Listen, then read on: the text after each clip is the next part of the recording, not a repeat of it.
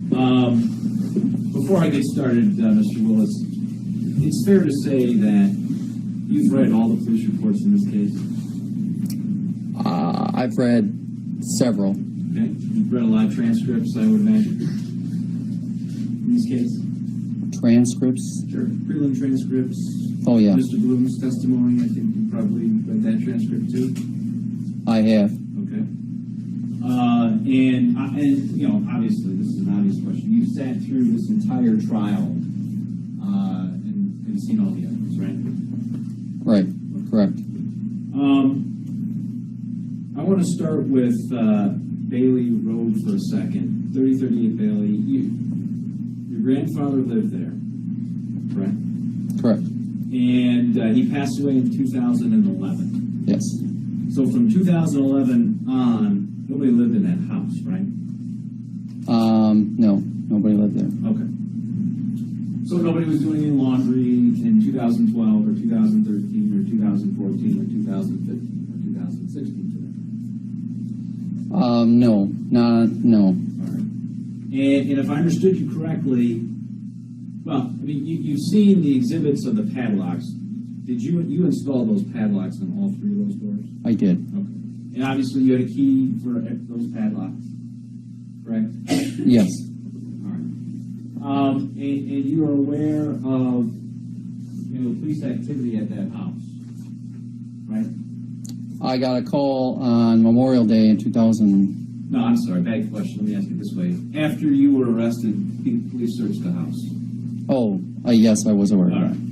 Now, one thing that, as it relates to Bailey, that Mr. Johnson didn't ask you about, I'm curious as to why, but, you know, police find, you heard Detective Sergeant Zach Sparks read this note in a garbage can. Remember that testimony? By Detective Sparks? Yes, I do. And Lieutenant Mark Goff, from the Question Documents Unit, analyzed your handwriting, analyzed this, and said you wrote it. Remember that testimony? I do. And Mr. Johnson didn't ask you that question, but you wrote this note, right? I did. All right. And it contains a kit with handcuffs and keys. You wrote that? I wrote everything on there, including the clothes part on top. And matches and gas can? That is correct. Video from house, if any? That's correct. The other part of it, underwear and her panties. You wrote that too? I wrote that too.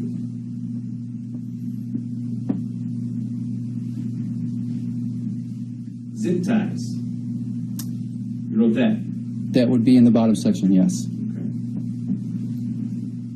Restraint board. You wrote that? I did.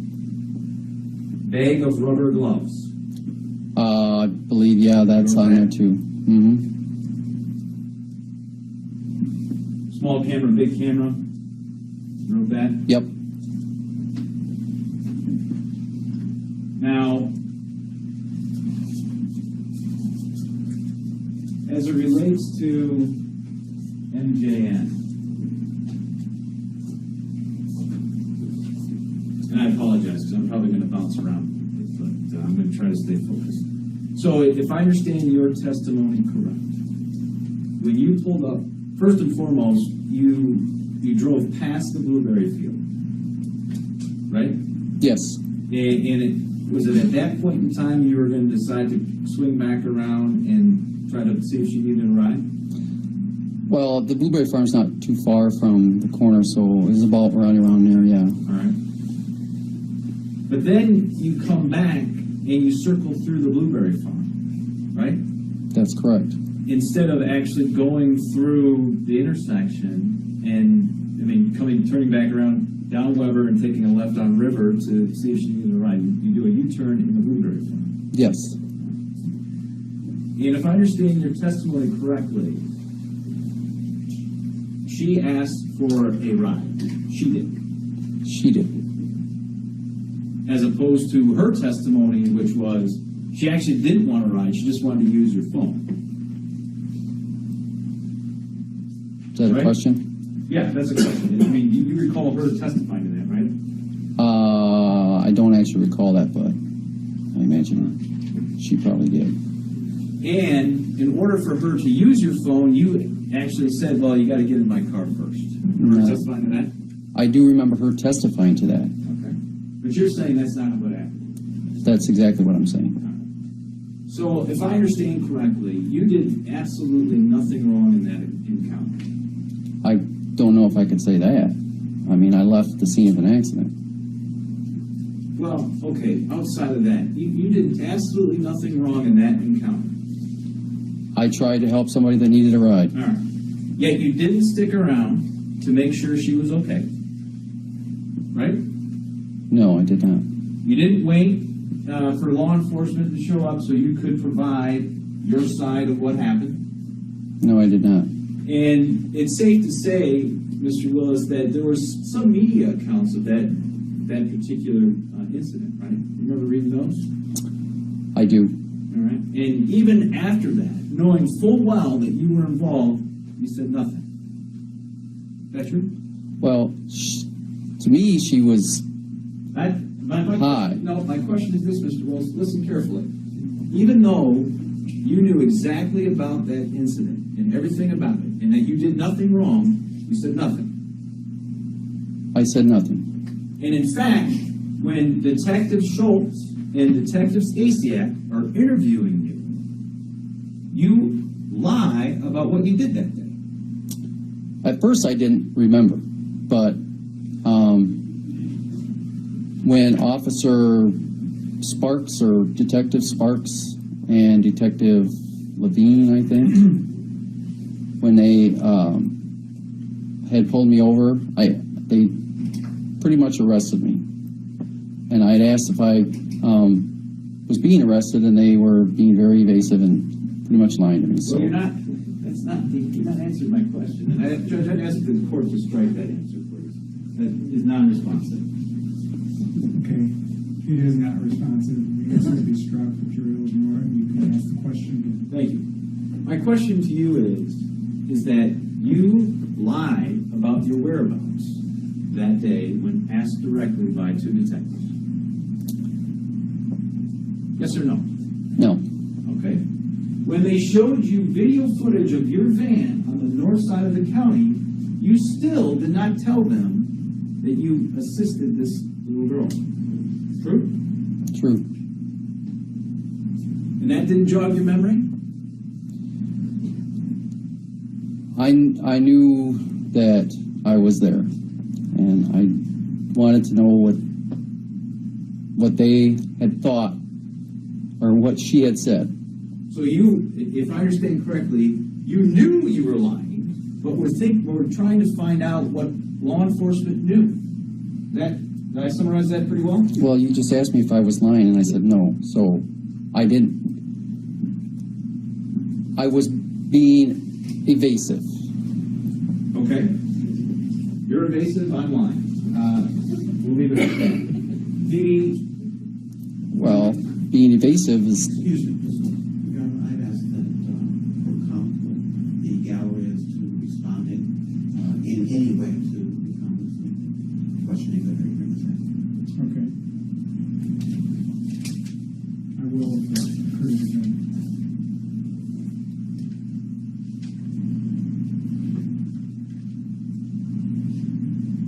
So, if I understand correctly, as you are sitting there in that interview room, you know exactly what the detectives are asking you about, but you decided to be evasive to see if they knew anything else. I didn't want to get arrested. Well, that didn't answer my question. My question was, you knew exactly what they were asking about, and you decided to be evasive in order to find out what they knew. That's the question. That's the question. Yes. Okay.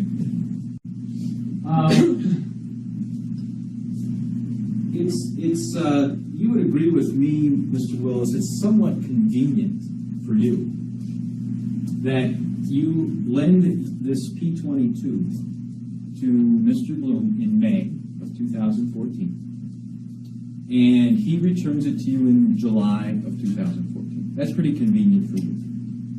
Would you agree with me on that? No. It's not.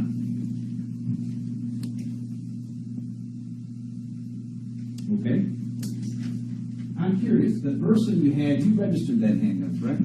Yes, I did. And you purchased that handgun? I did. All right. Went through all the proper channels, right? Background check. In 2003, when I bought it, yes, Okay. you had to. Well, I'm just asking. Because I'm curious as to why, from your side of the story here, as it relates to Ms. Snotella's firearm, you really did nothing wrong, right? You bought it from her legitimately. From my point of view, is that what you just Yes. asked? Yes, from my point of view, yes. I mean, it wasn't, when you bought it from her, it wasn't stolen, right? No, as far as I know, it wasn't. She had from her. talked to you about it at work all the time, that she had this gun? Not all the time, but She talked to you about it, she did. so you knew she had it, right? Yeah. And for some reason, you didn't register that P-22 when you bought it. From what I understand, you didn't have to register it after 2013. So you think you didn't have to register that handgun? That's what my understanding was. Okay. You had to get a permit in 2003 when I bought my Versa. You didn't have to get a permit in 2013. I see. And that's your excuse for not registering that handgun? So you didn't think you had to? No, I didn't think I had to. You mentioned that a coworker of yours decided not to buy it because it already had a scratched off serial or obliterated serial. Yes. Yes. But you were okay with that? I was okay with that, yeah. So you're basically, well, strike that. I'll strike that question. As it relates to, I want to talk a little bit, first of all, I want to talk a little bit about Rebekah's homicide. So if I understand this correctly, you're telling this jury that from 4 to 6:30 p.m. on the day that Ms. Bletsch is killed, you're cutting your grass. Yes. And there's nobody else that can verify that but you. Well, my wife, she was home. I see. So what I'm saying is, if your wife has no recollection of that, the only one that can verify that is you. Yeah, I guess. There was somebody that went by that day, I think, that honked at me, but I wouldn't have no idea who that was. Didn't talk to any neighbors that day. Didn't shoot the breeze with any of those folks. Only you. No. And I was somewhat interested in this phone record that you produced. The what record? I'm The sorry. phone record, the Okay. bondage phone record. And you would agree with me that today wasn't the first time you saw that phone record, correct? I would agree with you, yes. That would be, I've seen that before. In fact, you've seen it before because you obtained that record shortly after Rebekah Bletsch was killed. I was the one that did the bills, so yeah, it was sent to our house. And you, if I understood your direct testimony, you created the VIX file, right? Yes. And you recreated both of those subfiles, one for Jessica, right? The JLH file, yes. And one for Rebekah. RSB file, yes.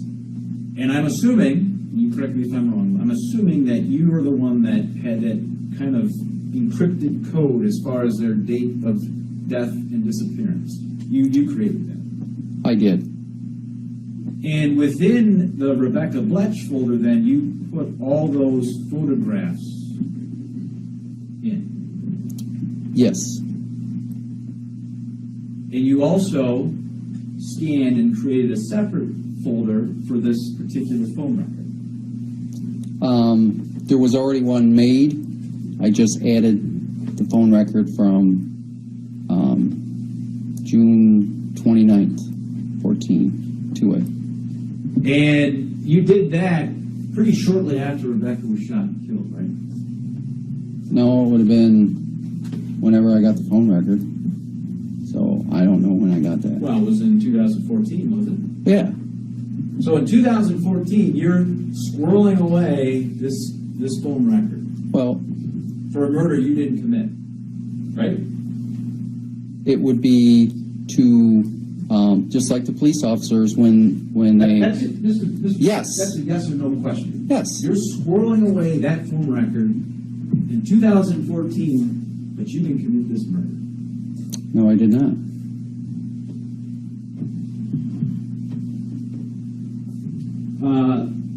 I know we've kind of stipulated this, but your cell number back in 13 and 14 and 15, that was 231-855-4471, correct? Yes, that's correct. All right. And your house number, I think we've talked about this a little bit, 231-777-0070. You say 231, you said? Yes. Yes, that's correct.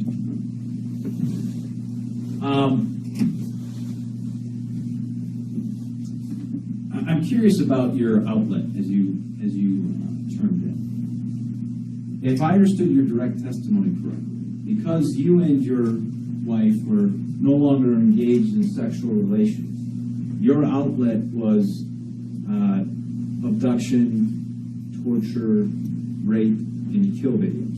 Objection, Your Honor. Characterization of the evidence, quite frankly, is inflammatory, is prejudicial. The question is inappropriate and argumentative, and yes, it's true.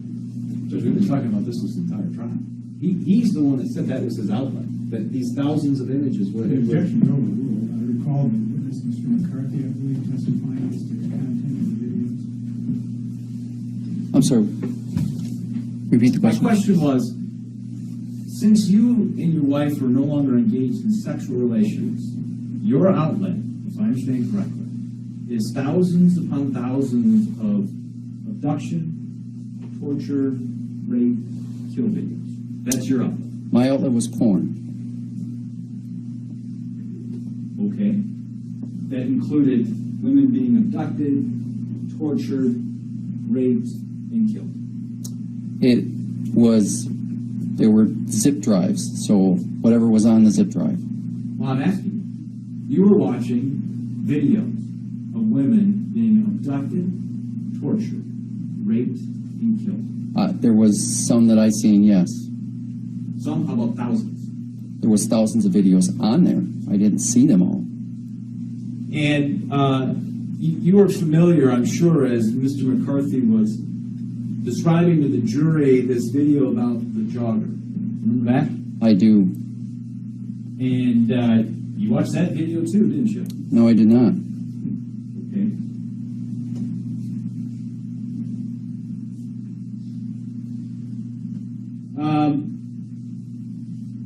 The safe in, well, let me ask you this. The other videos that Mr. Johnson didn't ask you about that were contained on that hard drive that you said was yours, videos of the two neighborhood teenage girls. You took those videos, right?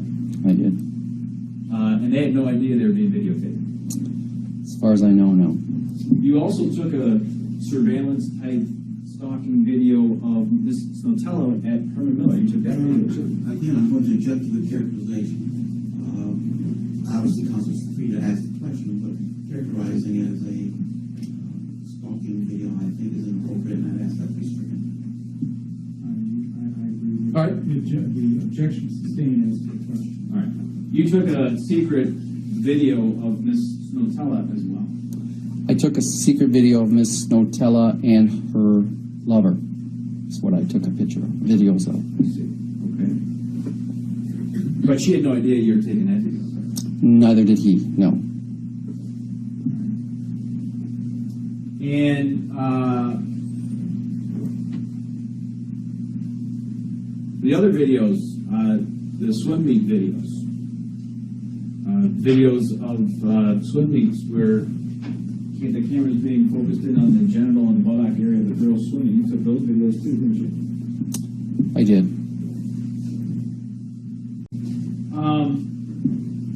You purchased, we showed some records, but that the Century safe, the safe that had the gun in it, you purchased that, is that right? Through eBay? The one that was found under my seat you're talking about? Yes. And if I understand correctly, the toolbox that was found, I see, and you put the injection site map in that toolbox, did you not? Well, it was with all the other stuff when I condensed it. Well, I'm saying that Yes, you are I did put it in there. You're telling us, you told us, I should say, told this jury that this little toolbox was your sex kit. Yet it had the injection site map on the inside cover of the toolbox. Is that right? That's correct. Okay.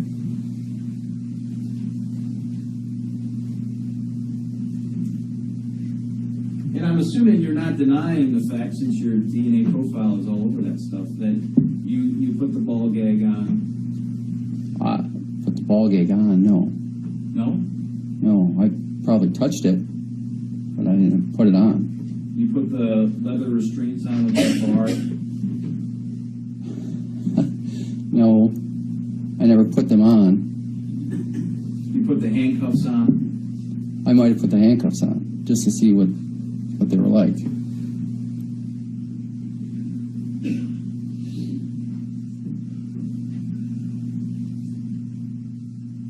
The other thing about the insulin, I want to ask you a couple of questions about that. If I understand your testimony correctly, you put this insulin and these needles in this little lock box, because it was the CenturySafe was a combination lock box, right? It locked. And that was an emergency kit, I think you said? It was there if we needed it, so I guess to characterize it as an emergency kit would be fairly accurate. Okay. And obviously your wife's been a diabetic for a long time. Since she was 11. And you don't disagree with her testimony about in 2005 she went to the pump. I would say yes, I do disagree. It was 2003, I think. It was shortly after we got married, and we got married in 2003.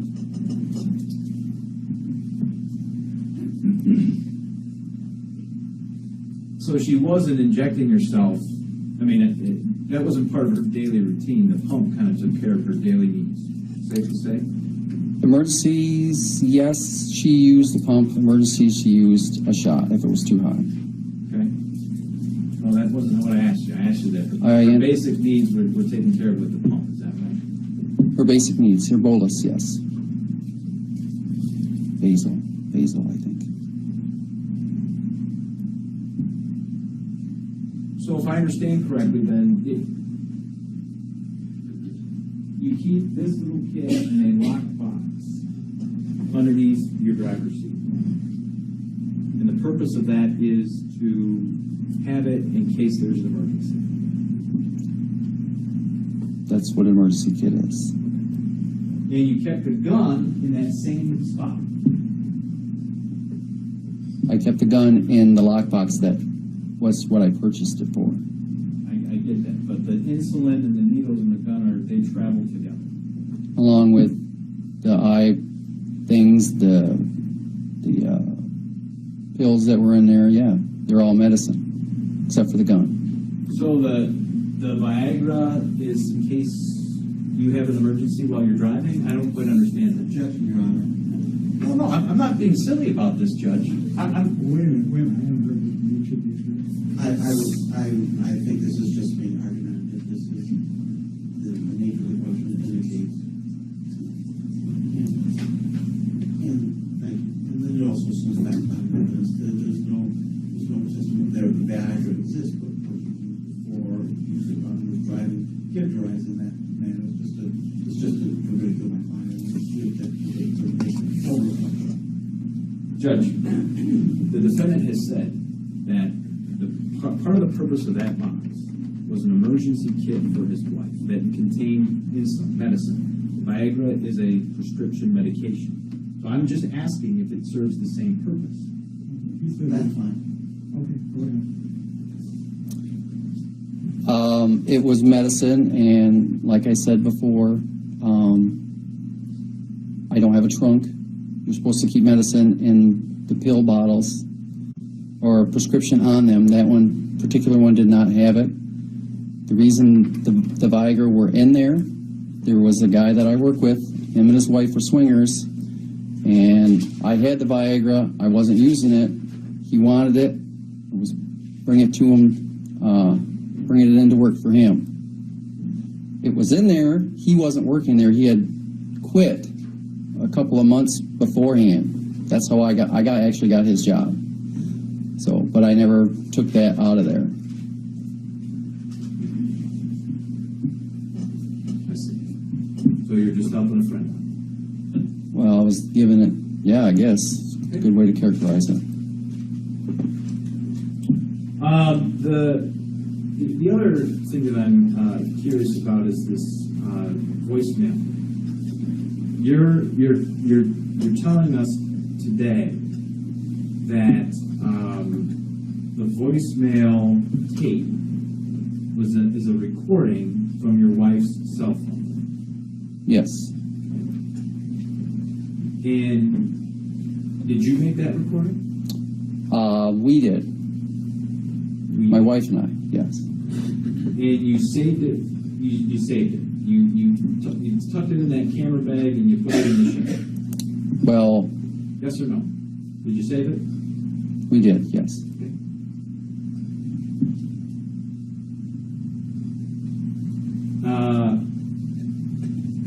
And just so I'm clear, my understanding, and I thought you testified this, and I didn't know, but you had a cell phone, right?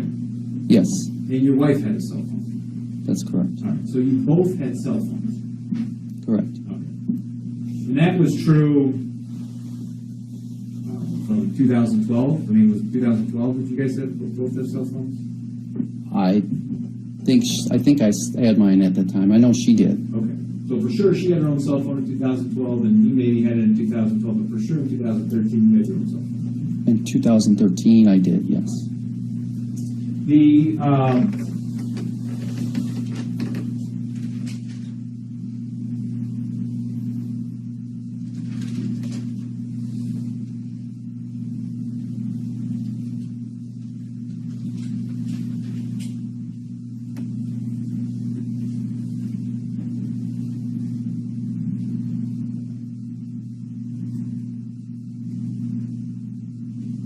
Would it be possible for me to get some water?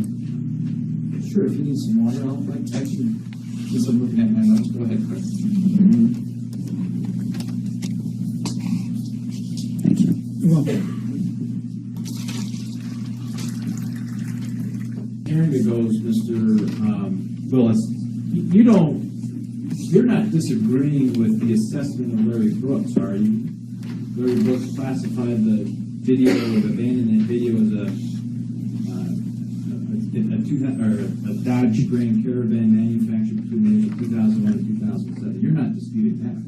I don't know. I really couldn't answer what that, so. Well, my question is you're not disputing his testimony, are you? You're not suggesting to this jury that Larry Brooks, the engineer with 31 years experience, is wrong in his assessment that the picture on the video, the van on that video is a Dodge Grand Caravan manufactured in the years 2001 to 2007. The van on the video for Boyer Coin. Boyer Coin, Yeah. not the mattress one, the one that we didn't show? Boyer Coin. Okay, yes. Let's not be cute, Mr. Willis. I asked the questions, you answered them. Yes, I would agree with that assessment. Okay. And if I understood, you're not disputing Corporal Hare's testimony, that when he asked what your activities were for that night, you told him that you did the card thing, that you were home about 9:45 that particular night, and you were home all night until about 12:30 in the morning the next day.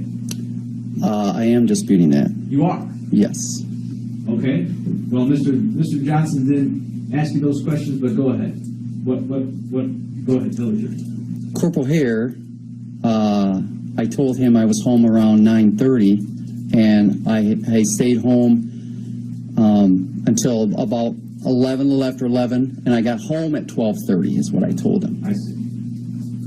And it's just convenient that coincides with the cell phone records that we've shown the jury in this case, right? I don't know if that would be convenient. And so you're suggesting that even though Corporal Hare, in the tip sheet that was filled out shortly after his conversation with you, which indicates that you indicated to them you were home from 9:30 until 12:30, they got that completely wrong. 3.5 years later, yes, they got it Well, wrong. that tip sheet was made a week and a half after they talked to you, back in 2013. It was also approved on the 15th, and or I should say, what is it? Little check mark for the 15th, and they came on the 7th. So, Well, that's according to you. no, according to the tip sheet, it's on the tip sheet. So when did they make the tip sheet?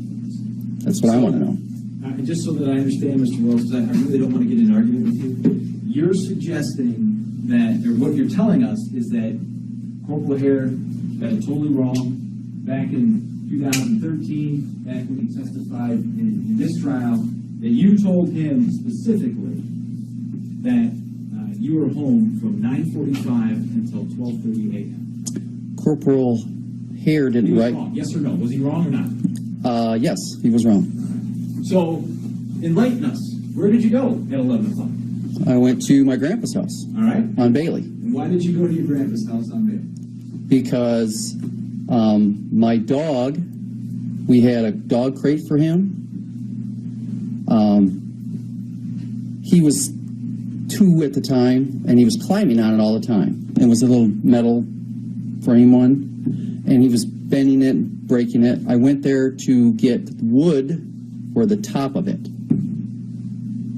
That's what I went there for. And my grandpa is, in some of the pictures you've seen, there is wood everywhere. My grandpa was a carpenter, so that was his thing he did on the side.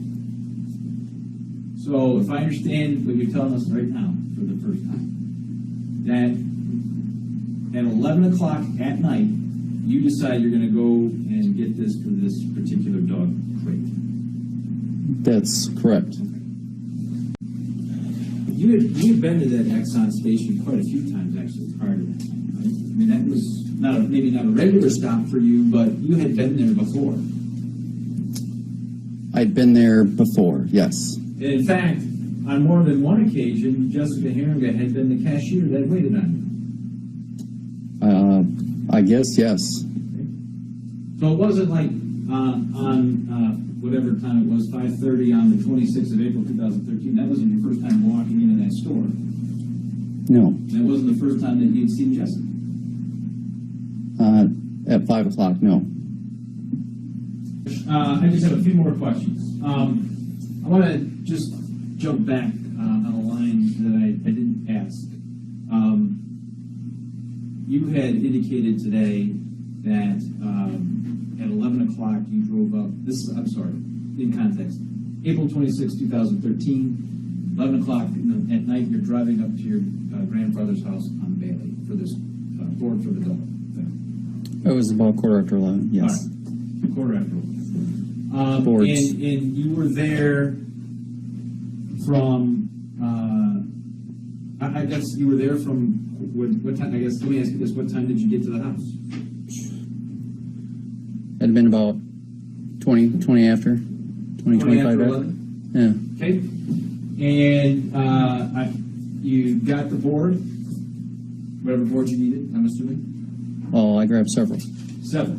Okay. So you grabbed several boards, and then you left, and then did you go home? Yeah. Okay. So you grabbed however many boards, I don't really care how many. You grabbed whatever boards you needed, got back in your car, and drove home. Yes. And what time did you get home? It had been about 12:30, 12:30? Okay. somewhere around there. And you were home then for the rest of, I guess, that point? No, I was not. Okay. Well, and I don't really care, but at 12:30, you were at home, and you didn't go anywhere else after that, or did you stay at home for a few hours and then travel somewhere else? Or? Well, when I got home, my wife was hungry, so I went out and got some food for us. Okay. Where'd you go? Taco Bell. And what time did you get the Taco Bell? I don't know. But it was, and Taco Bell's how far from your house? The one I went to was maybe 7 minutes from my house, so 6 miles maybe. Okay. All right. And then you went back home. Then I went back home. I want to talk, I just want to kind of finish off with my conversation with you as it relates to Miss Smatella. And I want to take you back to when both Detective Schultz and Detective Stasiak were talking to you in the interview room. This was May 17th, I think, 2016. You recall being in the interview room and those detectives asking you questions? I do.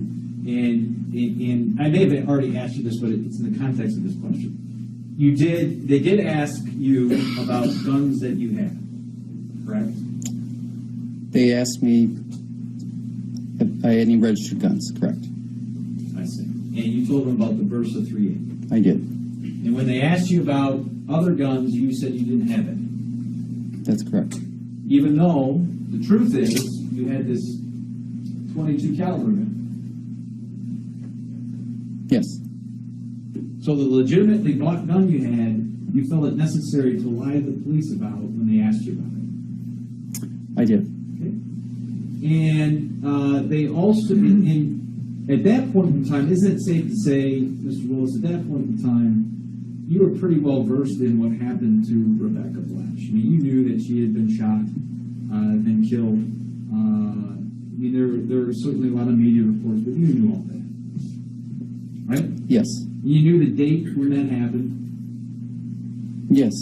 And I'm sure in your mind, as you're sitting with two detectives, you were itching to tell them that your cousin just so happened to borrow the gun on May of 2014, excuse me, and returned it in July. But you didn't tell them that, did you? But then the Rebekah Bletsch never came up. Yeah, but certainly you were already creating this alibi for yourself on the computer. You already had that established. So you were already concerned that apparently you might be a suspect, right? I was not concerned that I was a suspect. I was making sure that I had covered the I don't know, bases, I guess, whatever, with Officer Hare and that whole situation. I wanted to make sure that if they came out, I had the stuff that they needed. So you were concerned that you were a suspect in Rebekah Bletch's murder? No. No? No. Okay. And you didn't tell both Detective Schultz and Detective Stacy that, in fact, you might have the murder weapon in your possession. I had no idea what she was shot with. Well, you don't dispute, do you, Mr. Willis, Lieutenant Crump's work on the ballistics, that both the fired bullets from Rebekah's head and the shell casing from the scene came from that P-22? You don't dispute that, do you? Well, I know he redid his, he fixed his report a month and a half before he came to court, but I don't know what he did to it. I didn't get to see it. Mr. Willis, that wasn't my question. My question was, you don't dispute the findings of Lieutenant Crump. I mean, you saw it on the screen yourself. I do dispute him. You do? All right.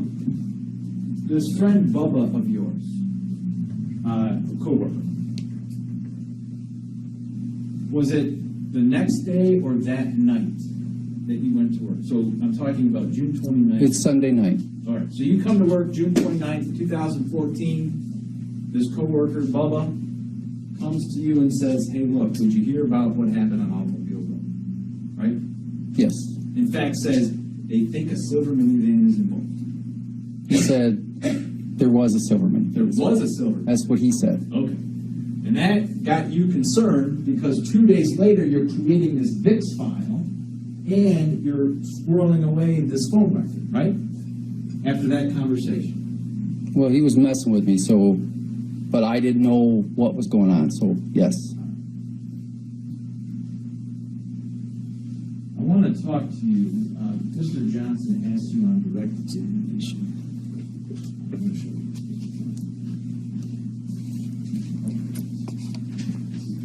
You're going to need People's Exhibit 261.